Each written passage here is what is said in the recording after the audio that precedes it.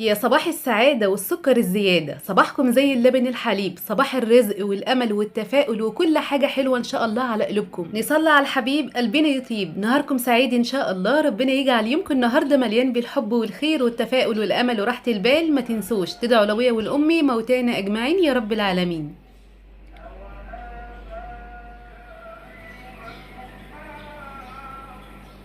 وحشتوني وحشتوني وحشتوني وكمان مرة وحشتوني. ان شاء الله ما تحرم منكم ابدا ابدا ابدا، قولوا ان شاء الله. ولا تتحرموا برضو مني ابدا ابدا ابدا، قولوا برضو ان شاء الله. يومنا النهاردة ان شاء الله زي العسل زيكم وزي السكر ان شاء الله. الروتين بتاعنا النهاردة هنعمل فيه تنظيف فرن البوتاجاز، هنخليه النهاردة ايه بيلمع كده وبيبرق. وكمان هنعمل النهاردة غدا جميل وسهل وبسيط.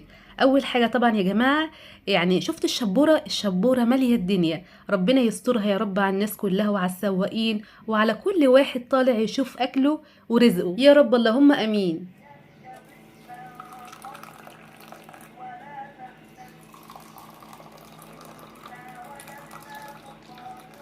حبايبي الحلوين، عارفين الساعة كام دلوقتي؟ الساعة 7:30. يعني احنا بدري جدا، بس الجو فظيع، الجو جميل جدا جدا، طراوة وهدوء وراحة نفسية. عملت كوباية نسكافيه انا ومحمد لاني بصراحة حاسة بالجوع، فانا قلت ايه يعني هاخد كده بتهاية واحدة بس، كفاية واحدة بس، عشان ايه المعجنات بتتخن جدا. احلى كوباية نسكافيه في الصباح ما شاء الله تظبط التظابيط، وكمان تروق وتظبط كده الدماغ. عشان نشوف احنا هنعمل ايه. الفيديو اللي فات انا كنت غاسله البوتاجاز من فوق ومخلياه زي الفل، يعني بينور كده. النهارده ان شاء الله هنغسل الفرن من جوه، وكمان هنغسل البلاط اللي ورا البوتاجاز، وكمان يا حلوين هنفك ازاز باب البوتاجاز عشان نغسله. لان في متابعين كتير طلبوا مني يا ام ميدو احنا عايزين نغسل ازاز باب البوتاجاز بس مش عارفين نفكه. بصوا بقى يا حلوين، انا معايا مفك صليبة بفك المسامير عادي خالص. يعني الباب له 4 مسامير تمام، بس خلي بالك وانت بتفك المسامير ممكن مسمار يرخم معاكي كده، بس بالراحة خالص ما تستعجليش. يعني هو هيتفك معاكي على طول، يعني مش هياخد حاجة، بس بالراحة عشان الازاز يعني ما يحصلوش حاجة. وخلي بالك من المسامير، يعني اركنها كده على جنب عشان هتركبها تاني. تمام. وانتي بقى بتشيلي الازاز شيليه بالراحه خالص عشان ما يحصلوش حاجه. النهارده هغسل فرن البوتاجاز يا جماعه بسلكه وشويه صابون سائل وشويه ميه، بس مش اكتر من كده. يعني انا ما بستخدمش اي باور ولا اي حاجه في البوتاجاز، عشان كده ما شاء الله يعني بيبقى نضيف على طول، وكمان بينضف معايا ما بياخدش مني اي مجهود.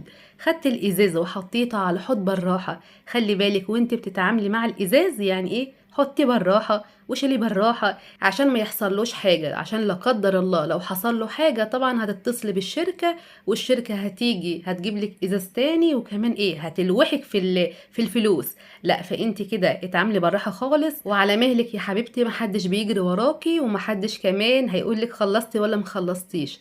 انا طبعا يا جماعه انا بغسل الازازه على ايه الناحيتين، لان طبعا الحز ده هنا وهنا تحس ان هو كده ايه في سواد، فبغسل هنا وهنا الحز هنا وهنا. بس برضو براعي اللي انا ايه ما ضغطش قوي، عشان لو ضغطت قوي الازاز هيجي نصين. فانا بقول لك كل الحاجات عشان تاخدي بالك يا حبيبتي. وبعد كده شطفته بالميه واحطه بقى ايه على جنب كده بعيد عن عيالي على فوطه عشان ينشف كده ويصفي الميه اللي فيه. اهم حاجه تبعديه عن ولادك، ولو معاكي طفل صغير ابعديه برضو يا حبيبتي عنه، عشان برضو ايه يعني تخلي بالك من ابنك او بنتك. وكمان تخلي بالك برضو من الازاز، يعني تخلي بالك من ولادك ومن الازاز. تمام. وغسلت كمان الصاجة دي من فوق ومن تحت، يعني ايه على الناحيتين برضو. وكمان الشبكة يا جماعة غسلتها برضو من اليمتين وخليتها زي الفل. وبعد كده هركنهم على جنب يصفوا المية اللي فيهم خالص، وهبدأ اغسل الفرن من جوه. طبعا الفرن يا جماعة برضو مش هياخد مني اي وقت، لان انا ايدي في الحاجة على طول. طالما ايدي في الحاجة بتنضف على طول وبكل سهولة، والحمد لله والله ما تعبتش فيها. تعالوا بقى يا حلوين واحنا شغالين كده ايه ندردش مع بعض شوية. في رسائل كتير جاتني يا جماعة على الواتس، يعني كام واحدة كده، يعني مش واحدة بس. يعني في ناس زعلانة وغضبانة عندي باباها يعني في البيت، من ضمنهم واحدة جوزها مبهدلها شتيمة وإهانة وقلة أدب، واخد منها كمان ولادها عشان يعني ايه بيذلها بيهم، او كمان عايز يكسر نفسها بيهم. وهي طبعا يا عيني تعبانة وبتعيط وزعلانة عشان ولادها وعايزة تشوف ولادها بأي طريقة، بس ما باليد حيلة. انا مش عارفة بصراحة يا جماعة، يعني ايه الجفا والذل والانتقام اللي الناس بقت فيه ده؟ تمنع عن مراتك عيالها، تمنع عيالك عن امهم ليه؟ يعني صاحبة المشكلة دي يا جماعة انا اعرفها شخصيا، يعني قابلتني في الطريق، وكمان قعدنا كده شوية على المصطبة حوالي نص ساعة، وحكت لي على كل حاجة، وكمان كلمتني على الواتس. تمام. بقول لها ليه يا حبيبتي كده سايبه بيتك وسايبه ولادك كده وزعلانه ليه عند باباكي؟ قالت والله يا ام ميدو، يعني انا زهقت، نازل فيا ضرب واهانه وشتيمه، وكمان انا كويسه معاه، يعني بعمل اللي هو عايزه، منضفه شقته، كمان بنزل تحت بخدم امه وابوه واخواته، وبرضه مش عاجب لا امه ولا اخواته ولا عاجبه هو كمان. ولو حصل اي حاجه امه تقول له مراتك ومراتك ومراتك ومراتك، يجي عليا يضربني ويهن ويشتمني واسكت، وفي الاخر يطردني وياخد مني ولادي واروح. وكمان ابويا قبل كده روحني كام مره، يعني هو مرضيش يجي ياخدني، وابويا روحني كام مره. ابوها وامها ناس طيبين جدا، عايزين يعني ايه بنتهم تعيش، هما زعلانين عليها بس عايزينها تعيش عشان خاطر ولادها. تمام. إيه بس برضو يعني البنت المرة دي زعلانة، بس حاسة بالإهانة، حاسة إن هي اتهانت لأن هو بيهينها قدام سلايفها، وكمان يعني حماتها مستهترة فيها وحماها مستهتر فيها، فالبنت حاسة بكسر الخاطر وبكسرة النفس، يعني نفسيتها زي الزفت. والله يا جماعة يعني عيطت ليا كتير قوي قوي قوي قوي، يعني صعبت عليا، يعني قلبي وجعني عشانها والله. بصوا يا جماعة، أنا دايما بقول لازم الواحدة مننا تصبر وتعدي وتفوت، عشان الجواز محتاج شوية صبر. تمام تمام. بس طبعا محتاج صبر من الزوج والزوجة، مش الزوجة لوحدها، فلازم الاتنين يستحملوا ويصبروا عشان يقدروا يعيشوا، هي الحياة عايزة كده. لكن يا راجل يا محترم، لما مراتك تكون كويسة معاك وشايفة طلباتك وشايفة طلبات أهلك ومربية ولادك، وتدخل تشتم فيها من غير سبب وتهينها وتضربها برضه من غير سبب قدام سلايفها، وامك برضه تشتكي منها ومستهترة فيها، اكيد يعني لازم اهلك يستهتروا فيها عشان انت مستهتر فيها قدام اهلك ومخليها ولا حاجة قدامهم. على رأي المثل اللي بيقول يا لمراته يا عورة الكل بيلعب بها الكورة، والله العظيم المثل ده حقيقي. رجالة آخر زمن والله يا جماعة، ولسه هنسمع ولسه هنشوف. أنا معرفش الراجل اللي بيهين مراته قدام الناس كلها وقدام أي حد، يعني ضميره بيبقى مرتاح؟ بينام كده مرتاح ازاي؟ من كلامها معايا يا جماعة حسيت ان هي يعني ايه بتقبل اي حاجة، بتعدي اي حاجة، بتعدي شتيمة، بتعدي اهانة، بتقول حاضر ونعم وخلاص، عايزة تعيش. وده غلط يا جماعة، ده غلط. سكوتها على الإهانة سواء منه أو من أهله هو اللي عمل فيها كده، هو اللي دمرها ودمر نفسيتها. من أول مرة بدأ يهينها وبدأ يشتمها هو وأهله تعمل ستوب. والله العظيم لو كانت حاطت حدود من الأول معاه ومع أهله، كان كل احترامها والكل عامل حساب ليها، ومحدش يقدر يجرحها ولا يهينها، عشان طبعا هي ما قبلتش حاجة زي دي من الأول، لكن هي قبلت الإهانة من الأول. يا جماعة يا جماعة، في رجالة، في بعض من الأزواج لما مراته مثلا تكون كويسة معاه وطيبة وبتعمله اللي هو عايزه، بيستهتر فيها، يعني بيحسها ضعيفة. عايزة بقى أقولك حاجة يا حبيبتي، أي نعم راعي بيتك وراعي جوزك وراعي ولادك، بس لازم تعملي لنفسك شخصية مع جوزك وشخصية مع أهل جوزك. مش معنى اللي أنا بقولك اضربي جوزك مثلا ولا اشتميه ولا هزقيه، لا، دايما وصلي له الإحساس إن أنت طيبة وكويسة وبتراعي بيتك وبتراعي جوزك، بس يعني وصلي له بقى الإحساس لو حصل حاجة أو هانك أو يعني شتمك أو بهدلك، لا، وصلي له حاجة كده إن أنت مش هتسكتي، إن أنت هتقلبي الدنيا، إن أنت واحدة عندك كرامة وعندك شخصية وما تقبليش على نفسك الإهانة.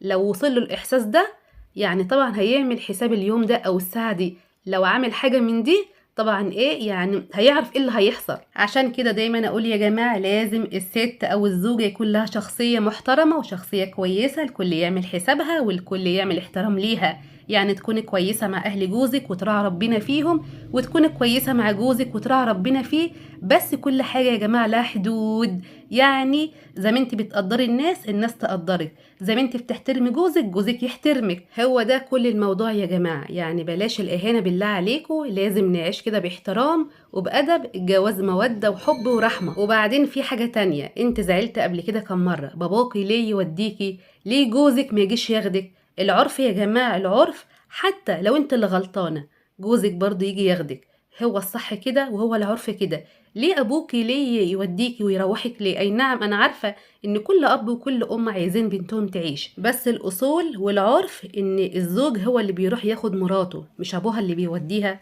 عشنا وشفنا الدنيا متشقلبة، لا اله الا الله. وبعدين اتقوا الله، حايشين ولادها عنها ليه؟ دمهم. لو امهم دي مليون وحشة، لو فيها العبر امهم، ليه تحوش ولادها عنها؟ ليه؟ اتقي الله، ربنا هيحاسبكم، يعني في رب هيحاسب. على فكرة هي تقدر تاخدهم منك من الصبح العيال في حضانتها، ولو بلغت العيال هيكونوا عندها في ساعة، بس هي مش عايزة تعمل مشاكل. فبالأدب والاحترام كده ودي عيالها ليها، عشان ايه؟ ما تودهمش غصب عنك. اتقوا الله وخلي العيال تشوف امهم. حرام عليكم، حرام عليكم، امهم لو فيها العبر وفيها كل الوحشة اللي في الدنيا دي امهم. وبعدين الحاجة الكبيرة، الام الكبيرة العاقلة، ام الزوج، فينك يا حاجة؟ فينك؟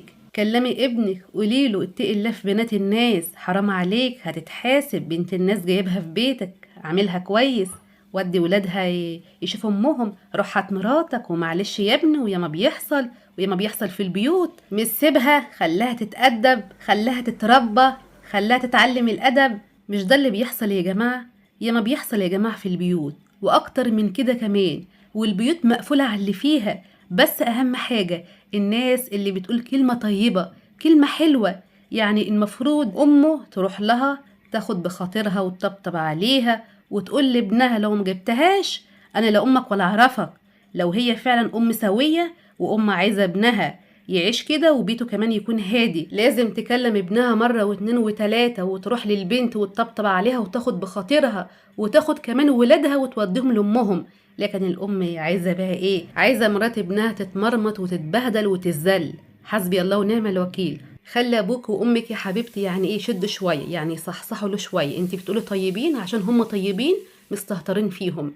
لا، الناس اللي زي دي بيحسبوا الطيبه ضعف. لا يا جماعه والله العظيم الطيبه مش ضعف. الطيبه مع الناس المحترمه بتبقى احترام ووقار، بس في ناس ما ينفعش معاها الطيبه. انت عارفه انت لو بنتي لكنت لففتهم حوالين نفسهم، كنت خليته اليوم اللي هيزعلك فيه يرجع عنه فيه، ويعرف ان اهلك مش هيسكتوا، هيعمل حساب لده.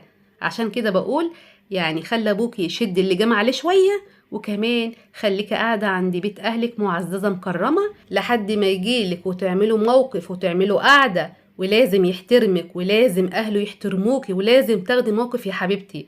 وعيالك طبعا انتم امهم في الاول وفي الاخر، وان شاء الله يرجعوا لك يا حبيبتي او انت ترجعي لهم ويبقوا في حضنك. حلوه الموضه دي، عشان اكسر يعني مراتي او اكسر نفس مرات ابني اخد منها عيالها. بص يا جماعه، هو ابوهم لو لوحده مش هيستحمل العيال، لان طبعا العيال عايزه خدمه وعايزه بال طويل وعايزه صبر.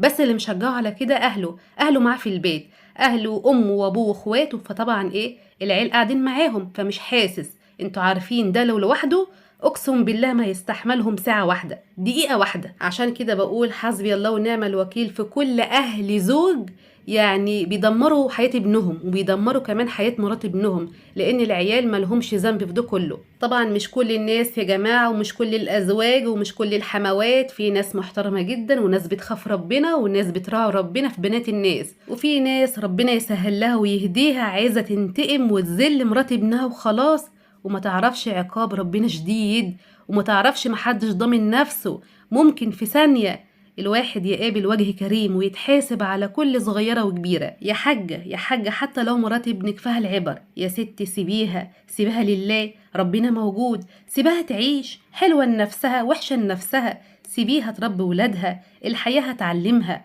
والدنيا هتعلمها. يا جماعة يا جماعة في ايه؟ يعني محدش بيتعلم ببلاش. سيب الدنيا تخبط فيها كده شوية كده وشوية كده لحد ما تتعلم. ربنا يهدي يا رب.